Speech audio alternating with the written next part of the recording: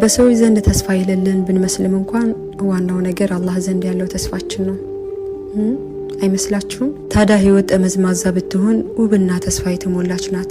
በዚህ ዓለም ሁሉ ነገር አበቃ አከተመለት ባልነ ጊዜ የሚቀጥል የተሻለ እድል የምናቀውና የተለመደው በር የተከረቸመ ቢመስለንም ወለል ብሎ የሚከፈት ሌላ በር በዙሪያችን ጭው ያለ በረሃ ቢሆንም የለመለመ መስክ የሆነ ስፍራ ላይ እንዳለን ተመሪያለሁ። እድል ፊቷን ያዞረችብን በመሰለን ጊዜ እንኳን አብዝቶ በትጋት መጓዝ እንጂ ተስፋ መቁረጥ አይገባም። ትጋት የተስፋ ልጅ ናት። ተስፋ ደግሞ በእኛና በአላህ መካከል የእምነት ድልድይ ስለመኖሩ ማረጋገጫ ነው። ሐባይቢ ፊላህ ዛፍ ቢቆረጥም ማቆጥቆጥ እንዲችል የሚያደርግ አላህ ስላለን ተስፋ አንቆርጥም።